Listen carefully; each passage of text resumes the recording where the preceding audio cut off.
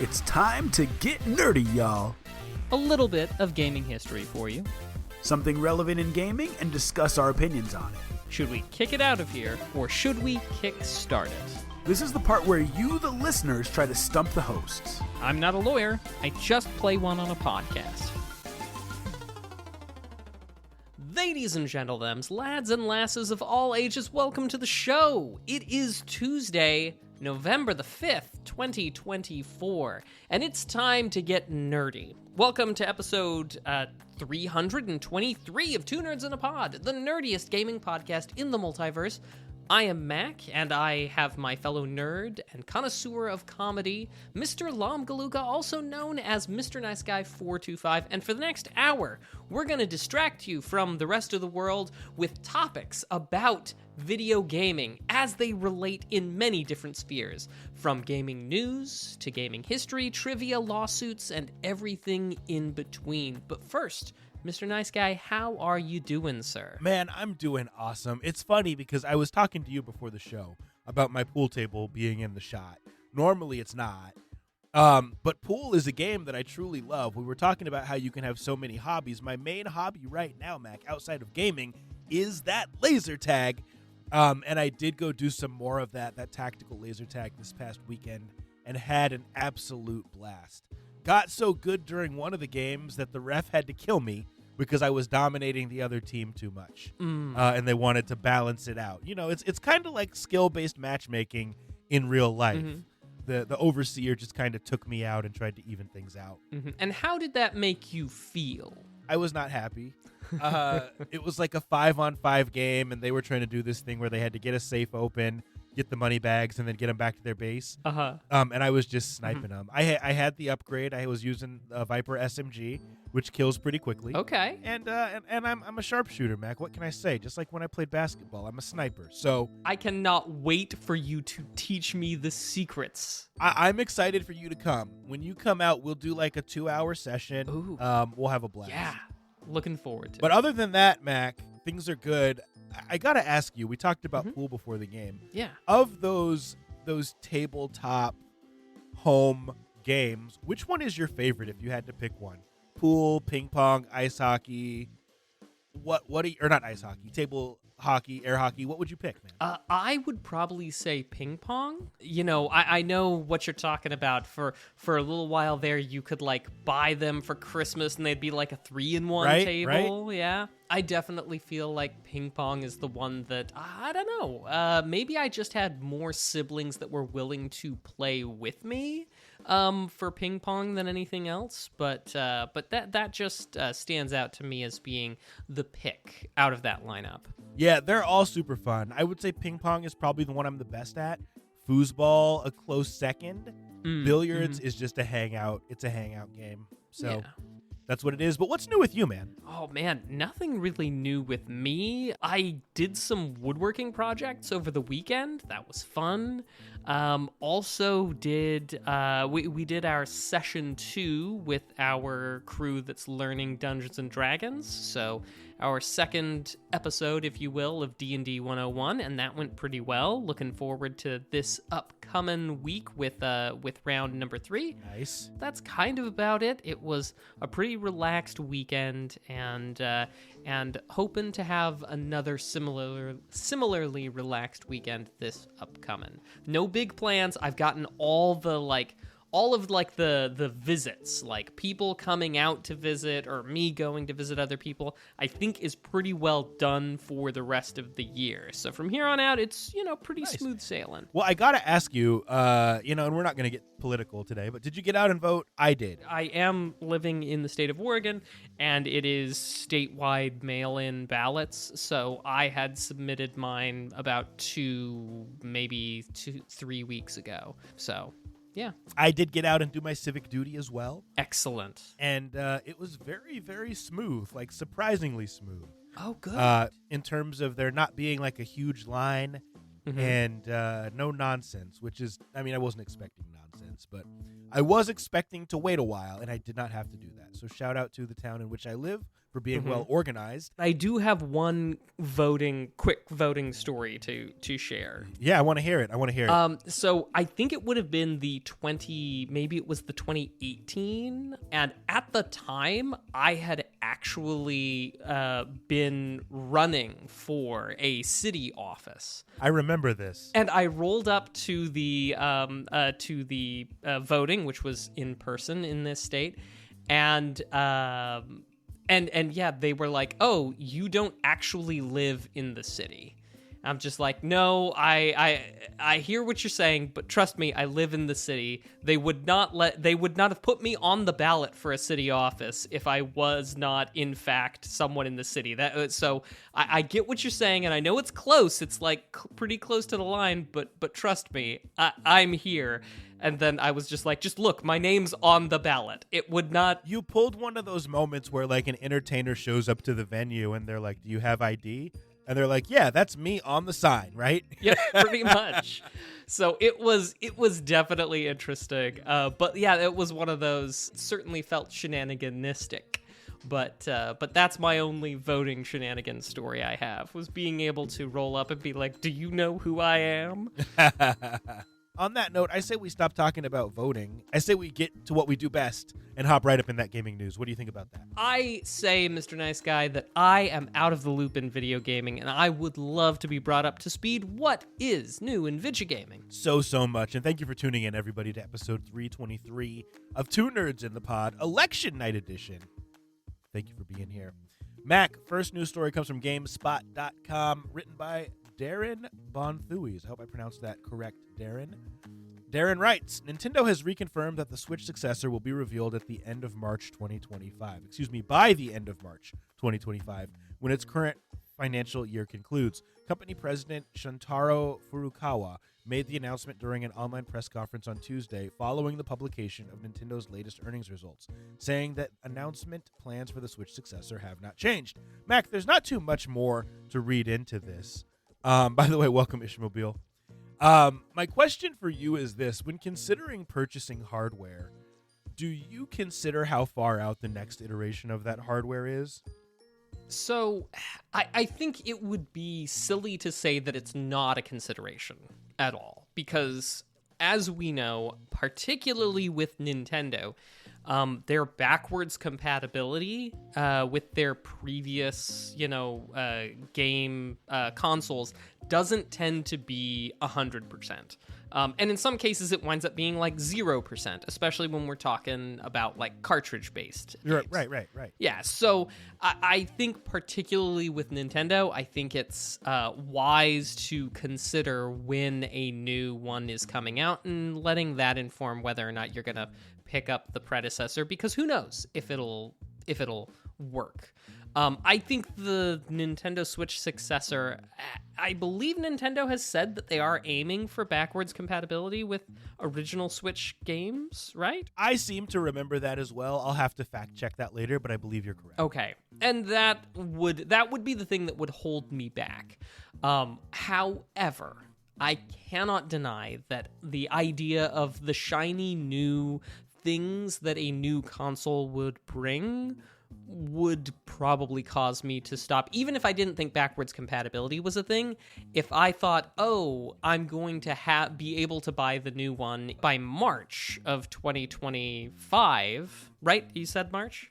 They're just saying that they will announce the Switch 2 officially by March. It doesn't mean that's when it will be out. Sorry, that's my poor listening skills on display once again, Mr. Nice Guy. It's okay. Thank you for setting me straight. This is a super interesting story for a few reasons, because the president, I believe it was the president of Sony, just announced and recommitted to a 10-year life cycle for the PlayStation 5. So we're currently, it came out 2020. We're now in 2024, almost 2025, halfway through that life cycle, and they've announced the PlayStation Pro. So that's basically their way of saying, hey, buy the Pro. Mm-hmm. If you don't already have a PS5 or if you want to upgrade, we're still 5 years out from the next one. Mm-hmm. Steam Deck is kind of in a similar situation because I believe it came out in 2021, June of 2021 or March of 2021. I can't remember. Regardless, they've said that it's a couple years out for a new one.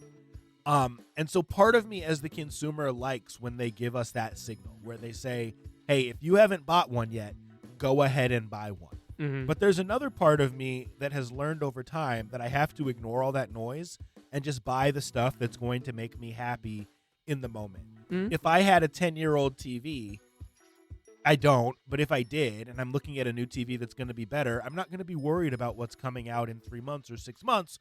I'm just going to buy something that I'm going to enjoy that will upgrade what I have and make me happy.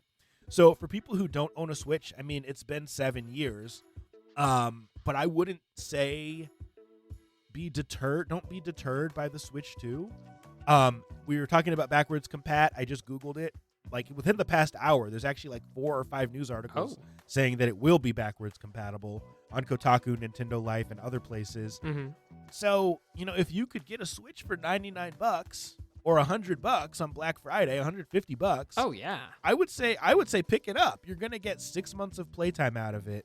You're going to have a piece of Nintendo hardware that was revolutionary and could potentially double as a backup Switch when you pick up the Switch 2. Because if the Switch 2 is backwards compatible and you buy online games for the Switch now, just diving in, that means that you'll have 2 Switches that you can use to play those games, if that makes sense. In addition to having a newer Switch 2 that can play the new stuff that's coming out. I hope that makes sense. So, in this sense, I would say don't be deterred by it. Buy it what makes you happy if you can get it for a good price. Yeah. Well, I do want to highlight just something from Ishmobile, who does definitely consider how far out the next one is.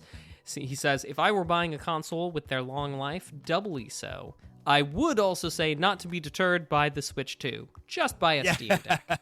That's a fair point. Honestly, the Steam Deck is one of the best pieces of hardware, gaming hardware, that I've ever owned. It's interesting to think about when they'll release the new one. And I know that they don't want to upset their consumers, but as fast as the PC handheld market is moving, like the Steam Deck won't become obsolete, but it will reach a point where it can't play AAA games as well as we'd like it to, as new stuff keeps coming out. Sure. So, it's different in that market than it is with Nintendo because they control the software that's available on their platform. With the Steam Deck, there's a lot of developers making stuff and not considering the specifications of the Steam Deck, but knowing that there's much better PC hardware out there that will be able to run whatever they're working on. So Valve has to be aware of that. I hate to take us down a long tangent. Please do. But I've been thinking a little bit lately about performance. When hardware is expensive or hard to get improvements on, people spend a lot of time optimizing. Whereas when they don't, when you can just get a new thing and pop over to the next set of hardware stuff, people don't really focus on software optimization nearly as much.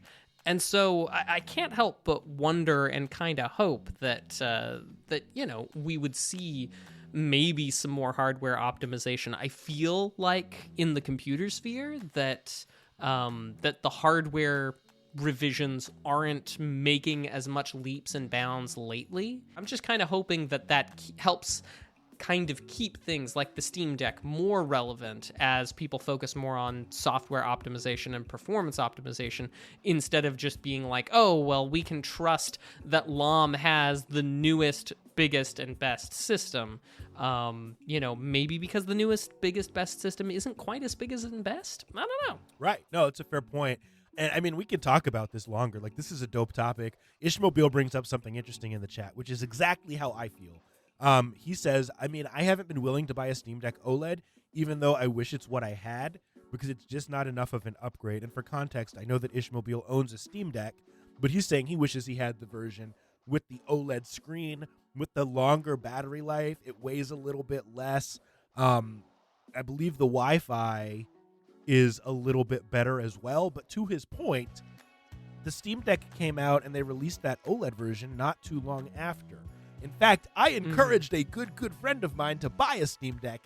He bought one, and then the OLED came out like a week or two later. Oof. Yeah, so I mean, it happens. But to Ishmobile's point, and I think the deeper point of what he's getting at is that the Steam Deck is still an awesome piece of hardware and works great. The difference between the two pieces of hardware is not enough to justify spending, $500 to $700 to get a new one, even though we know that the next Steam Deck may still be a couple years away. What we have works, and so we're just going to deal with it. Mac, any other comments? No, I think I've taken us down enough tangents as it is. No, that was a really, really awesome topic. Well, you're too kind. Super interested to hear other people's perspectives. Well, Mac, we got a couple other news stories today. This next one is about Netflix. This is on Kotaku, and I'll be interested to hear if any of our viewers, either listening live or after the fact, ever took advantage of these things on Netflix. Here's what Zach Zweisen writes. Remember a few years ago when Netflix dipped its toes into the world of video games by creating interactive choose-your-own-adventure movies and TV shows? Well, almost all of those odd experiments are being removed from the service with little warning next month. In 2017, Netflix launched its first interactive short film, Puss in Book.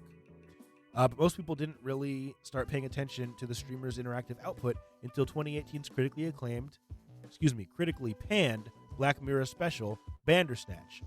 The tech behind these early choose-your-own-adventure-like productions was then used to create 20 or so different shows and movies, including ones based on Jurassic World, Carmen Sandiego, and Boss Baby. Almost all of those interactive titles will be removed from Netflix on December 2nd. So, Mac, the point of this is that this was an experiment in gaming, in my opinion. And it has failed. Now, my question for you, or at least it hasn't been successful enough for them to leave these up.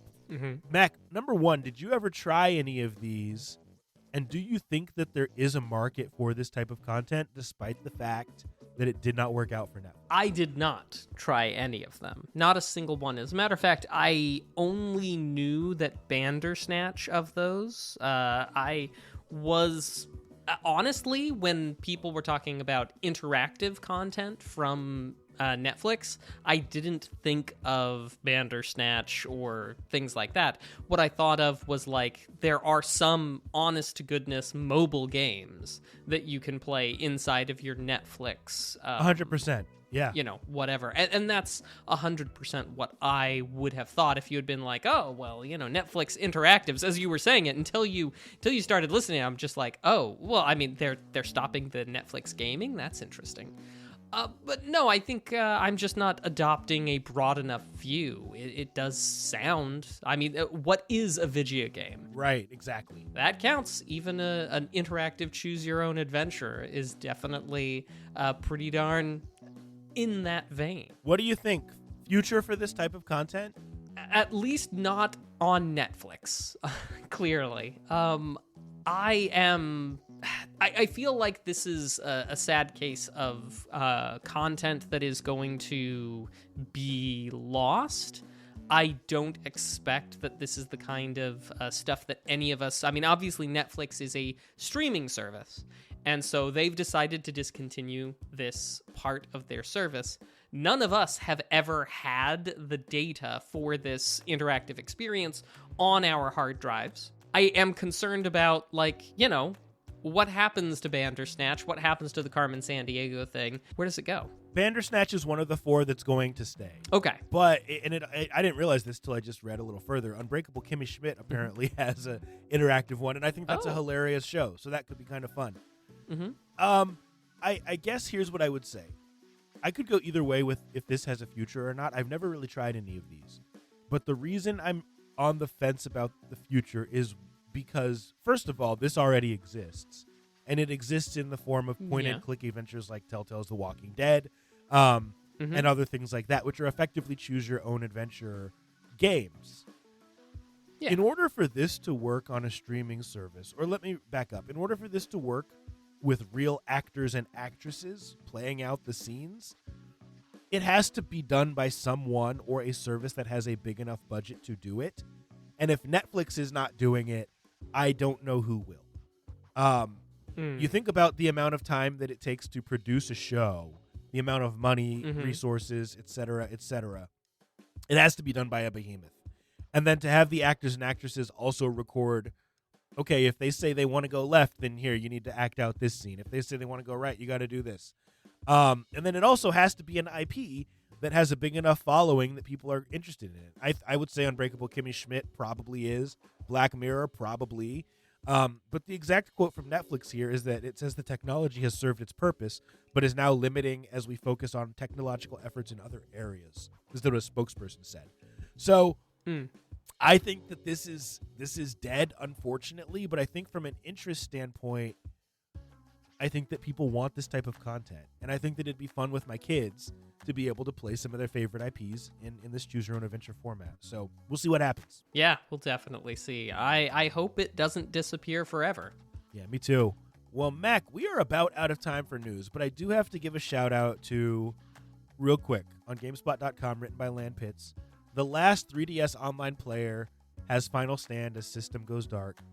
FishGuy6564 was running his 3DS and playing Mario Kart up until recently when his 3DS crashed, trying to keep that online system alive. And as of today, the Wii U and 3DS online services are officially gone because he was just in there trying to keep it going. So shout out to him for doing that for so long. I think that's very notable and wanted to give him some love. That's been our news for the week. Yeah, absolutely. It reminds me of the Noble team that kept those servers on for Halo back in the day. It's pretty dope. Hats off to you, Fish Guy 6564. Not a phrase I thought that I would be uttering today. Now we turn our attention to what's happened this last week in years before with a little bit of video game history. And we have to start, especially shout out to my spouse, their favorite video game released in 1998 for the PS1, Crash Bandicoot 3 Warped. A good game, an excellent game, and their favorite. But for the rest of us, I've got a couple of other items to sort of pinpoint. I mentioned previously about we're starting to enter the holiday season, so it's only fitting that in 1988 we saw the release of the Sega Genesis, and as we know, Genesis does what Nintendo don't. Mr. Nice Guy, my house was a Genesis house, again, only because I bought one at a yard sale by someone whose parents were obviously punishing them by throwing it out for crazy small amounts of money at a yard sale. You weren't a Genesis house, were you? We were not. I never owned, and I still have never owned. Actually, I take that back. I now have a Sega Genesis. But we were straight up a Nintendo household when we started out. NES, SNES, eventually got into PlayStation. But yeah, NES all the way as a kid. Yeah, there were definitely some solid titles for the Genesis, but it is kind of strange to recollect, imagine that, like, the Genesis came out and the NES was its main competitor for the first little bit.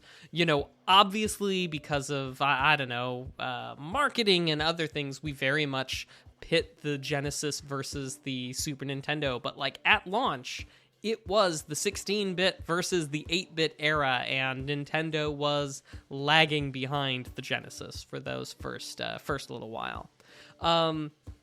Well, also, another little bit from 2008, jumping a bit farther forward in the future, for the PlayStation 3, a little game called Little Big Planet.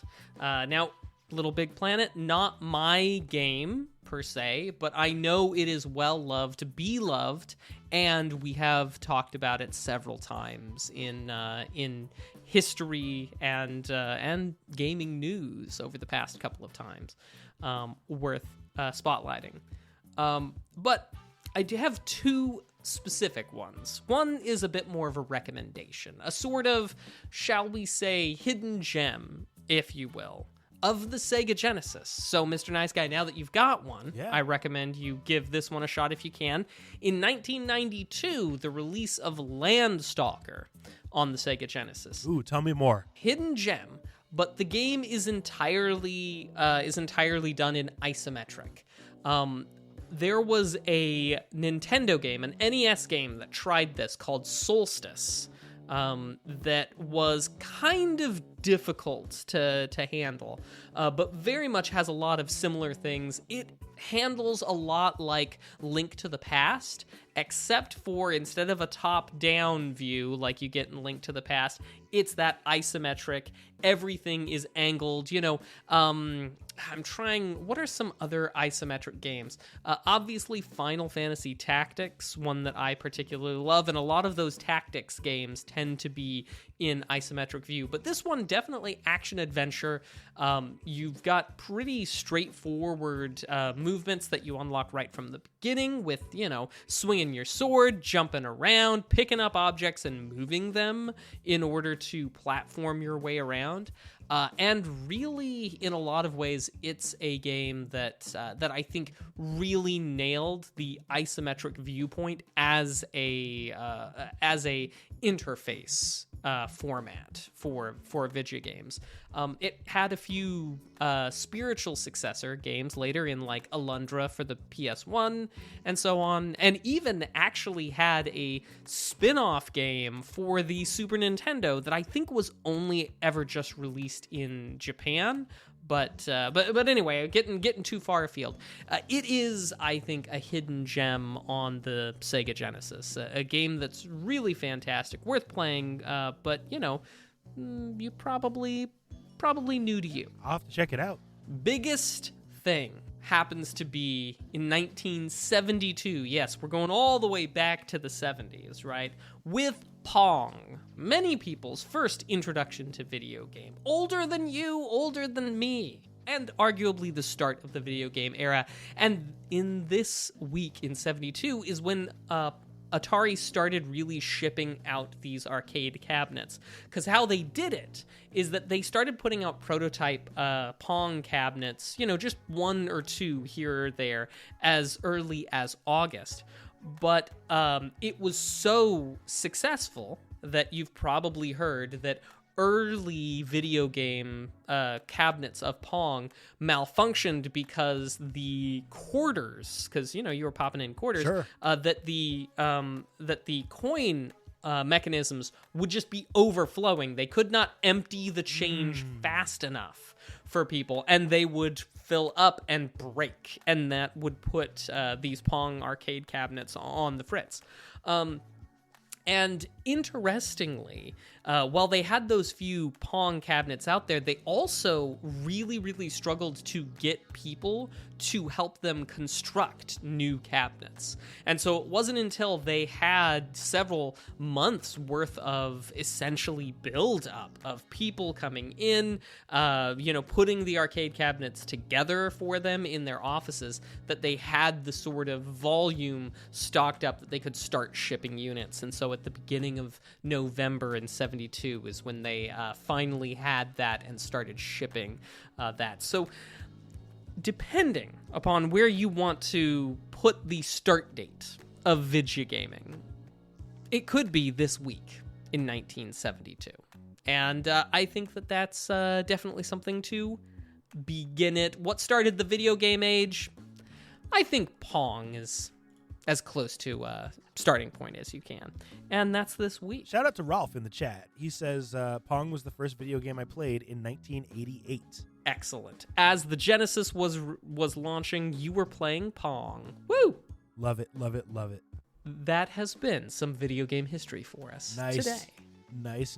Now it is time for Indie Game of the Week, a segment where we talk about a game that may deserve more attention and tell you whether or not it deserves your attention. In the chat, I'm going to post a link to this game. This game, Mac, is called Arco. Here is the description. Arco is a Mesoamerican fantasy RPG that blends turn-based and real-time combat. Explore the world through three handcrafted stories forged in bloodshed, laced with magic, and united by revenge. That's a dope description. This game released August 15th, 2024. Developers are listed as Frantic, Max Cahill, Bibilki, and Fayer. Publisher is Panic. Shout out to developers and publishers for sending us 2 codes for review. We will not allow that to affect our opinions in terms of the review we'll provide you today. Mac, on Steam, it's $19.99. Currently sits at 777 reviews with an overwhelmingly positive rating. So, Mac, tell me what you thought about Arco. All right, so let me open with this. Pixel art. You know me. I love it. Tactical games. You know me. I love that too. Also, the overhead view. Love it. There's so many things that Arco absolutely checks the boxes and things that I love about it. there are some things that I don't especially care much about Arco, but I, don't want to get too far down that path. Let's pull back. So in Arco, you've got turn-based combat going on. You'll have a situation where your character, or maybe your character and their +1, happens to be involved in, in a combat situation. Sure. Multiple characters that are going to pop up. And you will have the chance to use your limited resources, your limited stamina, your attacks, some of which may have a cooldown, in order to, defeat your enemies. And then, moving, pausing to catch one's breath, I guess you could say, very much weighs in heavily into the tactical considerations in Arco. Sure. Almost everybody wants to fight. Not everybody, but almost everybody wants to fight. So while you have an overland map that you can visit discrete areas, kind of like we're used to in a type of, Mario 3 style thing going on, they very much, you should expect that every new blip you go to on the map, you're probably in for a fight.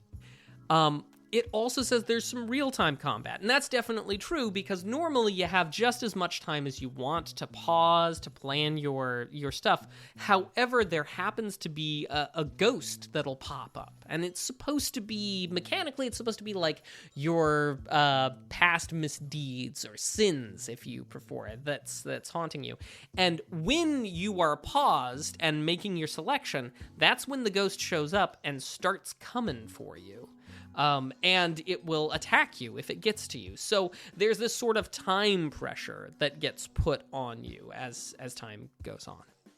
Okay, that's the core of it. Now, obviously, I don't want to give anything away about the storyline, about the reveals, about the various things that go on in the story itself, but I think the title there that you read out really kind of encapsulates it pretty well. It's all about, revenge and bloodshed and the like.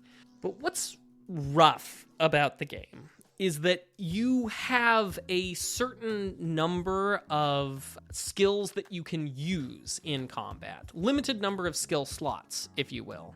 And each of them have some of their advantages, some of their disadvantages. And you can swap them out at the beginning of each battle, but you should kind of expect to have to swap out your skills at the beginning of each battle. Basically, you should expect to play a combat, get your butt handed to you because it is incredibly unforgiving, and then completely switch up your playstyle in order to specifically combat that. You basically need to be prepared to die, start that battle over again, die, start it again, maybe 5-6 times, maybe. The combat's incredibly unforgiving, and wombo comboing, my gosh, Wombo that combo can happen pretty easily. Love it. Yep. And yeah, that's some of the stuff that I don't like. I'm not expecting like a lazy, river experience where I just sit and experience the story. But I am kind of hoping that like I can dial in within a go or two, not tons of replays. And I found it frustrating. While I did appreciate the story and the art and the ideas, I did that. So, Mr. Nice Guy, I turned to the assist mode that is available in Arco. Okay. And I found the assist mode also a touch frustrating because while it did have some various options, like for example, toggle the real-time ghost that comes after you when you're in your planning phase. Right. You could just toggle that off. That's not kind of what I wanted. I would have loved the option to like slow it down a bit. I didn't mind having some pressure, but I didn't need zero pressure. Or like you can have unlimited dynamite, so you can just throw dynamite every single turn, no worries, no problem. That's also not the kind of easy mode I needed or wanted. It would have been great to just have like, enemies reloading takes an additional turn. Just little things to sort of make it a bit easier to survive an encounter without having to completely replay it time after time and feel like I was hitting my head against the wall. And so I feel like I liked that there was an assist mode option that did certainly help. But I would have preferred an assist mode that gave me some granularity instead of just basically turning it to as easy as humanly possible. So let me quickly say, so first of all, by design this week, I just want to give full transparency to our audience. This is not a game that clicked with me, but also I didn't feel like I put in enough time to be able to articulate and to fairly give a review of this game. Like, I did play it, but I don't know that I played it enough to want to get in front of you and say, hey, here's my opinion. Here's why you should buy it. Here's why you shouldn't buy it. So this week, by design, Mac, who played much more of it than I did, is giving much more depth and much more opinion. Mac, just to answer some questions in the chat. First of all, shout out to Ishmobile. In the chat, he says, I recently got back into doing some Dust and Neon, which I got to know because of the early days of this segment, which I know means the world to myself and Mac, because that's a big part of why we do this, is to get those indie games more attention and to get some enjoyment from our viewers. Mac, Ishmobile also asks, how does it play on deck? Is that where you played it? Yes, I played it on deck. It plays great on deck. It's a fantastic experience on the Steam Deck, verified, certified, rascalized, whatever. But it's good on deck. And I have to say, I feel like I can see where people are coming from with the overwhelmingly positive. I hear people say this game is a masterpiece. I hear what you're saying, that it hasn't exactly clicked for you. And it's been particularly frustrating for me. I love that it is a unique experience. Like, playing this game feels different than most games. I can't think, and Mr. Nice Guy, maybe you're better traveled. You're definitely better traveled. Are there any games you can think of that play like this? Because I can't. Oh, man. There's another pixel game where it's not turn-based, but it's like you're dropped into a world. I'm going to find the name of it because it's on my Steam wish list. You're dropped into a world. I think you have a sword. Sword and sorcery. No, it's not that. I'll find it. Oh, no. In fact, I think they're making kind of a spin-off of it. I'll look through my wish list. Point being, there's other games that look like this. I don't know if there's other games that play quite like this, because the game I'm thinking of is not a turn-based RPG, doesn't have a robust menu system and things like that.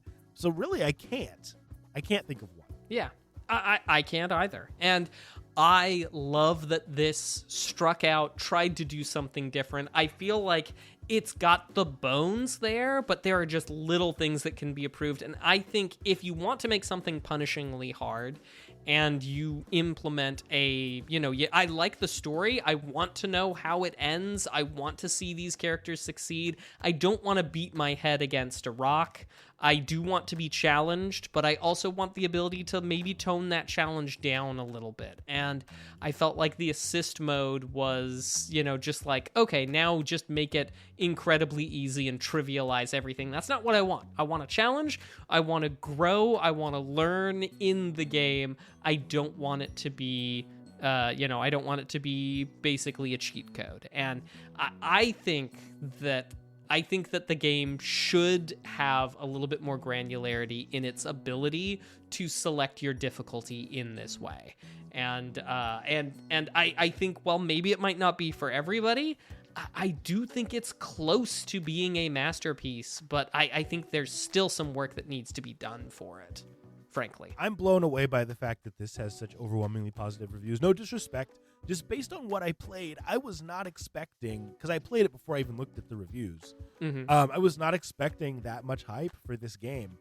But those who love it really, really love it. I mean, games that are punishingly difficult, Mac, can have an audience, right? Elden Ring, punishingly difficult. Not for me, in what I've experienced. Bloodborne, not my type of game. Dark Souls, So I do think that developers sometimes could do a better job of making it all or nothing, where it's either hold my hand or send me out with no information and make me bang my head against a wall. There's a happy medium that comes in the form of difficulty level when you're starting the game. Yes. And not every game does that well. So, Mac, in terms of rating on the Two Nerds 5-point scale, what would you rate this? And number 2, would you say that this game is worth the $19.99 asking price? It's so hard. I want to put it closer to the middle because I just think the difficulty winds up holding it back so much. There's so much good. The fact that like a lot of your decisions wind up either paying dividends or costing you later. The art, the music, the story, there's so much good there and the new spin on things.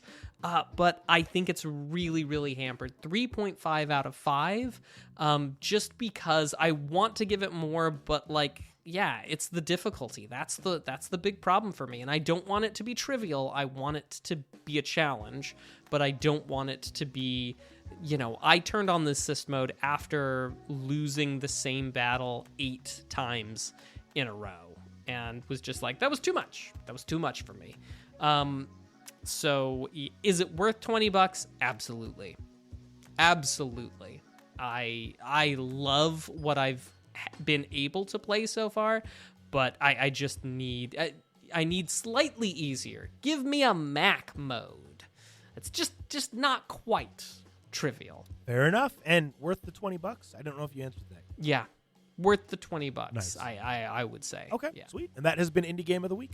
All right, well, now we turn to a crowdfunding project that's trying to get off of the ground. This will be for all you point-and-clickers out there. It's a little game called No Stone Unturned. Now, what it is it's a cozy murder mystery RPG in a world of anthropomorphic animals, in the style of a point-and-click adventure type game. They're looking for $38,000 to meet their goal. They've got 18 days left to go, and it's a touch over a quarter of the way there. Now, if you are interested, the minimum buy-in to get a copy of the game here is going to be about $20. That's 15 pounds. Or sorry, is that euros or is that pounds? Yeah, pounds. Huh. Oh, it's from London. Obviously, that makes sense. Yeah. So about $20 US is what you're looking for there. So, if you like a game that is sort of murder mystery, is detective-y, has a little bit of humor thrown in, some pixel art, then this is definitely an option for you. Now, it is interesting, though, that this is not the first Kickstarter for Gareth Owens, the person behind this. It is the first video game Kickstarter.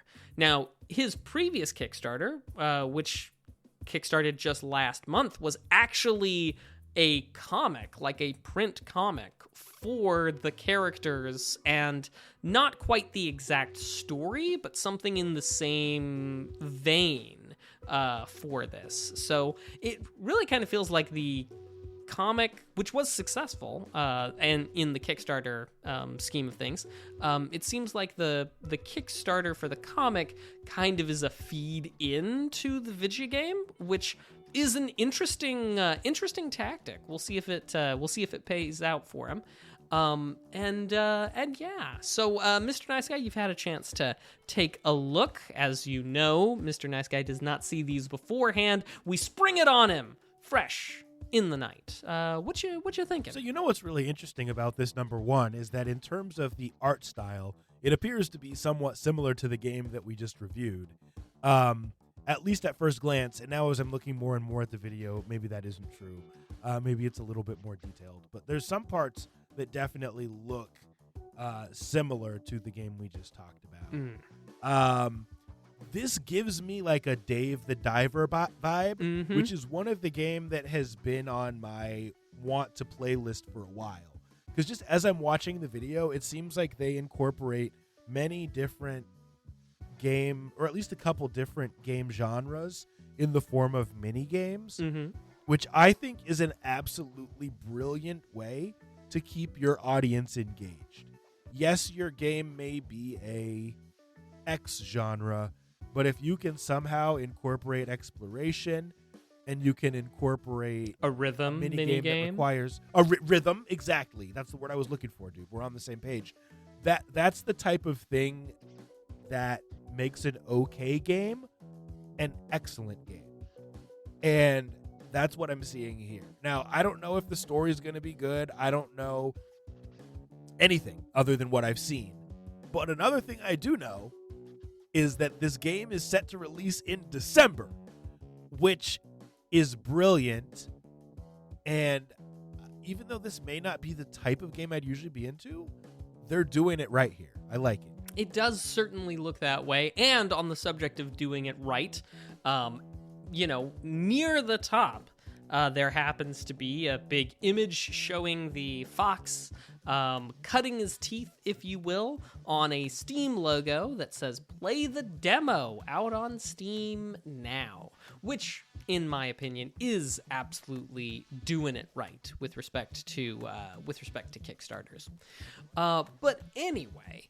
Yeah, so I very much echo what you're saying, Mr. Nice Guy. I'm a big lover of rhythm games, especially, and so anytime I can see that incorporated, even as just a mini game in something else, I quite enjoy. So yeah. Now, $20 to kickstart a game that we've never had. We do have a demo, so we can try it out. And I have, and I will say, based on what I've seen from the demo, I would have expected $15. I guess that would have been about, 11 to 12 pounds. So maybe the arithmetic makes a bit more sense, but it had the feel of something. And of course, things could change between now and release, improvements and so on. But I would have expected this title to go for more around the neighborhood of 15 US. That's about what I would have expected. So that's my only negative thing to say about it. Yeah, having just seen this now, I have nothing negative to say. I mean, it may not be for me, but I think that they learn. I don't know if Dave the Diver is listed as an influence here, but that is a game that got a lot of hype for the diversity of gameplay, and it seems like they're doing a similar thing here. So I don't know, man. I'm excited for this, and I hope it succeeds. Kickstart from me. In spite of my misgivings, a kickstart from me as well. Obviously, we wish everybody the best, and good luck to Gareth, and we hope that no stone unturned goes the distance. And that's been Kickstart. Fantastic. And we're going to breeze through our next segment, which is Nerd Flex. Woo! A segment where you, the viewers, try to stump the host. Sometimes you do, sometimes you don't. And Mac has a message for the people. Indeed, we're going to breeze right through this because, as you know, about every fourth episode or so, we have a sound test where we challenge you to identify the mystery sound. It comes from somewhere, somewhen, somehow in Vidya Games, and be sure to reach out to us on social medias, include the hashtag sound test, and identify this episode 323. Good luck. You're going to need it.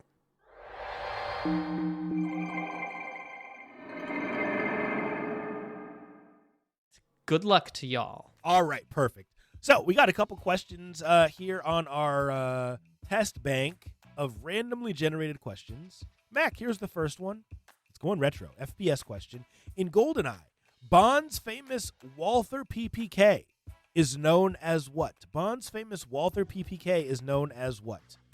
I am not even sure what this question is asking. I get the I get the feeling that it was a licensing thing and they didn't call it. Is it a PP7? In Bond, GoldenEye? That sounds about right. I think they called it something like that, yeah. I was going to say a gun? I didn't know what the question was asking. I seem to remember it being called a PP7 or something like that. I could be completely wrong. Yeah, I'm with you. All right, final answer, PP7. Dude, I played enough GoldenEye. You've got this on lock. All right, sweet. So well done, Mr. Nice Guy. Yeah, let's keep going through. Okay, special round. And Mac, this was such a good question. But it's timed. So we're gonna unofficially time ourselves. I'm gonna read the question. Name as many mobile versions of tabletop games that you can in 1 minute. Let's see, what's the one? Pandemic. That's a board game. And it's a tabletop board game that I know that there's a mobile version. Elder Sign Omens. That's. We've played Zombicide with Ishmobile, right? That's one. Is that a mobile game or is that just a digital? Oh, I was thinking tabletop sim, but I guess not. Yeah. Mobile versions of tabletop games. This is more complicated. What else you got, Mac? You're going to lead us. Is Ticket to Ride. There's Monopoly. Sure, there's Yahtzee. Scrabble. Uno. Well, that's 7. I mean, I'm starting to get. There's I guess technically card games. Do those count as tabletop? I mean, games? I guess. If they do, that's like Magic the Gathering and. Pokemon trading card game. All right, we're at a minute. Yep. So I think we got to 9. So that's pretty solid for a minute. Yeah, I feel good about that. Let's see what are listed on the back. So yeah, man, there's a lot. There's Monopoly, Ticket to Ride, Catan. We didn't get Catan. Catan. Forbidden Island, Carcassonne, Oh. Small World, and Transforming Mars. Not too shabby. Lots of good questions. Well, cool. Let's do one more question from the trivia test bank. Okay, I have no idea, but we're not going to cherry pick ones we know the answer. Here is the question. What is the name of the island that 2013's Tomb Raider reboot takes place? I've played this, but it's been a long time. Yeah, 2013's way too new for me. Death Island. It's all retro for Mac. Yeah. I have no idea. I'm going to go with Sunken Island. Final answer. Lovely. What's the truth? Yamatai. Not something that you'd guess unless you just had a really good memory of the game. Mm-hmm. Well, thank you for playing. Get that sound test in. Tweet at us, email us, or just tell us next week in the chat what game you think it came from. And that's been Nerdflex. All right. Well, now we turn to a little bit of legalese. Legalese. Today, we're going to talk a little bit about something called Allied Leisure v. Midway. And this, interestingly, has to deal with Pong. Yes, time for a callback. So, don't forget that Pong, while it was very successful and many people's first introduction to video gaming, was a copy of Table Tennis, the game that was made for the Magnavox Odyssey. But not just Atari's Pong was a copy. I mean, everybody was copying it back in the day. Everybody was making their own version of Pong, well, their own version of Table Tennis from the Magnavox Odyssey. Pong just was the biggest one. But as such, because everybody was copying it, it became rise to the first video game lawsuit, I do believe. And no, not the 507 patent lawsuit, though a lot of the same characters are still involved, because Allied Leisure v. Midway predates it. So, Allied Leisure made a 4-player game of Pong. It was kind of their way to 1-up the competition, or in this case, 3-up the competition. And Midway made their own version. Of course, they are both, manufacturing arcades. Or did they, in fact, make their own version? When Allied Leisure found out about that Midway was making a 4-player version, they sued for copyright infringement and for unfair competition. It is important, especially in this case, to remember that during these days, that most video games were hardware driven. Their behavior was, and it's probably fair to describe it as hardware coded, since all you needed to do was look at the circuit boards, and that would give you all the info that you might need to reproduce the game. And this is very probably what happened in the case. So the claim was that Midway bought Allied Leisure's 4-player Pong, cracked it open, and made the exact same changes to their own original 2-player version to add on the 4-player ones. It's also worth noting that, this is in 73. It wasn't until 82 that we even accepted that video games were an expression that could be copyrightable. So this winds up being a copyright infringement suit. But what could possibly be infringed on if the video game wasn't copyrightable? And the answer is the actual copyright in those days was on the mechanical drawing of the circuit board itself. Interesting. And that's where the real sticky bit gets, because they couldn't possibly have copied the mechanical drawing, because Midway didn't have access to Allied Leisure's mechanical drawing. What they had access to was the final printed circuit board.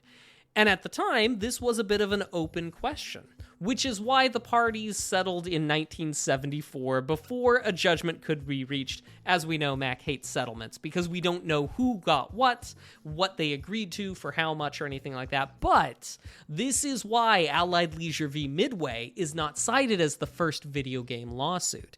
Because while it was the first video game lawsuit, it was not the first judged video game lawsuit. And so we never got a clear decision on the rules. That still goes to the 507 patent lawsuit many, many years later.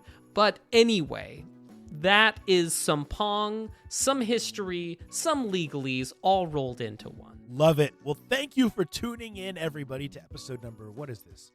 I already forgot what 323. 323. Definitely not two something. 323 Yeah. of Two Nerds in a Pod. Dude, I make that mistake from time to time as well. Yeah, and dude. thinking that we're still in 200, it's crazy. It's crazy. Well, thank you everyone for tuning in. Before we go, one last segment, what we've been watching and what we've been playing, where we talk about just that, the cool nerdy stuff we've been into. Y'all know how the segment works. Let us know in the chat what you've been watching and playing. Mac, what you been into, buddy? I've been watching and playing just a little bit. Obviously, Arco, Creeper World 4 to chillax, and I've been watching Agatha all along on Disney Plus. Quite enjoying it, actually. It was Agatha all along. Indeed. But yeah, that's me. What about you? Not as much games. Like, I'm still really hyped on Black Ops 6, so I've been playing a lot of that. I may have mentioned a week or two ago that I did dive back into Diablo 4. Mm-hmm. So that's been a thing. Oh, and just so everyone knows, we have one more indie game that we're going to be reviewing. Candidly, as much as we love reviewing them, I want to take some time and play some of these AAA games that have been coming out. And I'm extremely hyped for the new Dragon Age game that just dropped. That was one of the very pivotal games in my gaming life that got me into RPGs. So I'm very excited to dive into that. As far as watching, Mac, election results or commentary, I guess, and then also we're still doing the Marvel watch through, and we just started watching the first Spider-Man, the Tobey Maguire Spider-Man. Nice. Which is not like originally wasn't part of the MCU, but if you're a Marvel fan, you know why. You might want to watch those old Spider-Mans before you get to the more recent ones. And so I stepped in as a parent and said, we got to watch these. So we watched that today. How about the chat, Mac? What are they into? Well, so far we've got a few recommendations. Let's see, Rolf is talking about playing TTRPGs. Heck yeah. D&D 5e. On the PC, he's playing Jagged Alliance 3 and Dwarf Fortress. Rolf is also watching Star Wars The Clone Wars and a bit of Fry and Laurie. I haven't watched that in ages. Good variety comedy show. Ishmobile has been playing Dust and Neon, Grounded, and the 2018 Call of Cthulhu game, and watching Arcane. Season 1 or Season 2 will take the answer off the air. Love it. Well, thank you for tuning in, everybody. I hope everyone who wanted to and is able to was able to vote today. We don't talk politics, but I do think it's important to note that voting and doing your civic duty is a super important thing. So we'll see you next week. Same bat place, same bat time, same bat rhymes. Keep it nerdy, y'all. Video games are art. See ya. Bye.